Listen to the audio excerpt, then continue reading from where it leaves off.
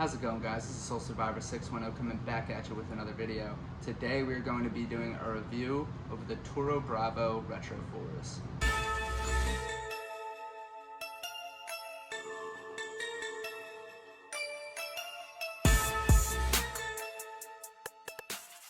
Okay guys, no box for this pair. Interesting story about this. There's an app called OfferUp, which is basically just like a Craigslist, eBay type of thing, but you can meet up in person. I met up and I just did the wildest trade of my life. I got these, which were essentially worn one time before I got them. No creasing, no scuffing, no marks. Amazing condition, and I traded a pair of Kyrie 1s, Nike ID, that were lime green with pink hits and a pink translucent sole. And they were just beat up because I used them for basketball.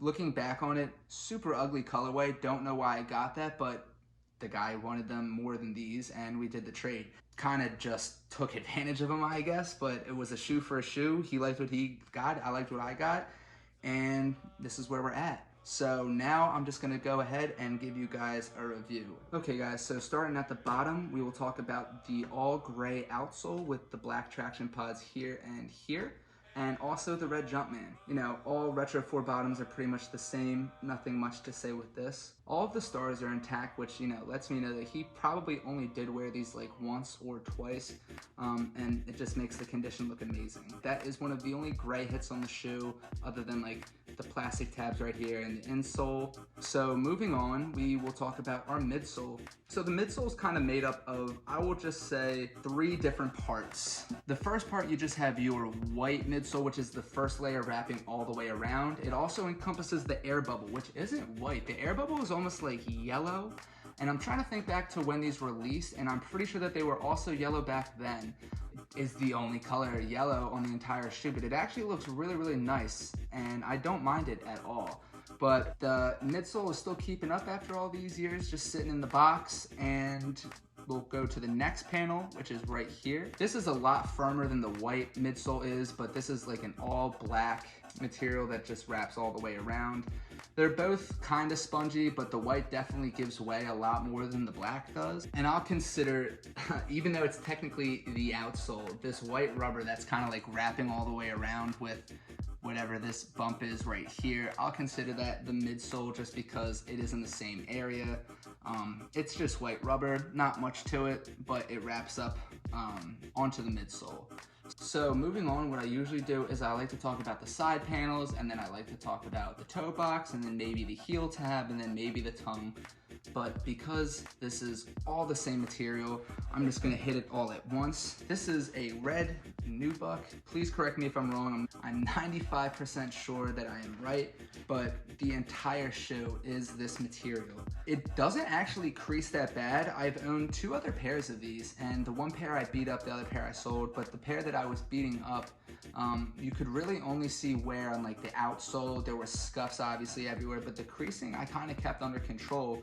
And I don't know if it was because of how I was wearing them or the material, but it still stands.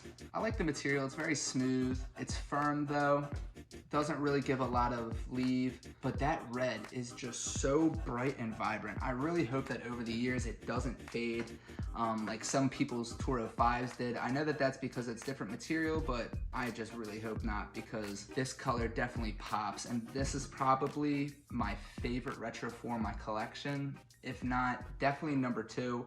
These are always been a grail for me. I remember when these came out and all my friends camped out to get a pair and I slept in and didn't, and I still regret it to this day because I had to trade my way to get a pair and just buy through resale. So moving on, we'll talk about the heel tab, which is your black plastic heel tab with the white Jumpman right there on the back. All 4s have the same one. If you pull it down, there's nothing on it. This is gonna be probably one of the places that you see the most scuffing and scratching just because it is plastic. There's obviously gonna be scratches and scuffs all along this nubuck material that's on it, but for some reason, plastic just picks it up better and does not let go. So whereas you can get a scratch maybe here on the toe and you can maybe rub it out or something like that, if you get a scratch back here on the plastic, that is there forever. And I really have no idea how it happens because nobody's just walking along on the backs of their shoes like that, but I'm always getting scuffs and scrapes on my Retro 4s. I don't have my military blues with me right now. If I did, I would show you just how horrible they look in the back. Moving on, we will talk about your netting and your plastic, not even sure what that's called, just the black plastic pieces right here. So the contrast on the netting is very, very nice. It's just black mesh underneath a red, like rubbery net material. Looks super, super cool. One of the reasons I love Forz was for this netting material that was all over the shoe, and black and red is a classic colorway and it just really, really pops and it goes so well with this shoe. You have the black, like, we'll call them pull tabs for the sake of the video. The black pull tabs right here are plastic. They are, I would say, the same type of plastic as the heel tab, but these aren't going to scuff as much just because there's a little bit more of a texture to them. So this is a very smooth plastic here in the back, and that's why it's gonna pick up your scrapes and your scuffs, whereas this one will be a little bit more forgiving. There is also gray pull tabs right there. And now we will just talk about the front of the shoe. So you have your black laces that go all the way up, and then you just have your gray Jordan Jumpman logo right there on the tongue with the red stitching. Another one of the reasons I love Retro 4s is because the tongues just stick out. You know, you don't have to keep constantly pulling your tongues up like you'd have to do with Converses or something like that. That Jordan brand logo is just always puffed out, visible, and showing off what shoe you are wearing, and I just really, really like that. And then lastly, you just have your gray liner on the inside. It's not anything special, a little bit of cushion, kind of soft, but I really like the subtle hits of gray that were added to this shoe. It's really not a lot, but it's just enough to tie in. All right guys, so now that I've given a review of the shoe, I'm just gonna go ahead and give you guys an on-foot look, and then I will wrap up the video.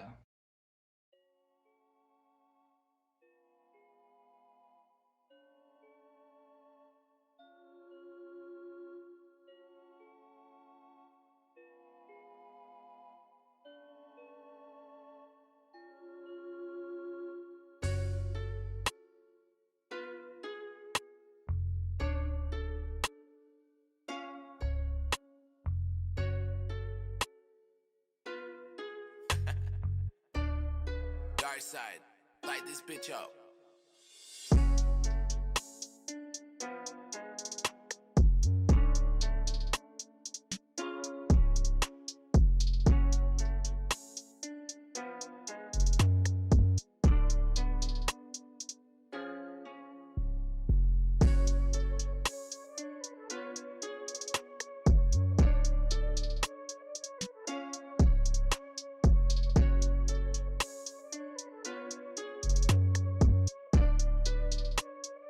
Alright guys, that is the end of the video. Thank you so much for watching. If you stay to the end of the video, please feel free to like, subscribe, comment. Every little thing you guys do helps me on my road to becoming monetized, because eventually one day I just want to be able to use YouTube money to buy shoes to make more videos for you guys. So it's really just a win-win. I'm in Italy right now, so I'm trying to release as much content as I can, but please work with me. All of these videos are pre-recorded, so it's kind of just what I have on hand to give out until I come back. But as always, thank you guys for watching.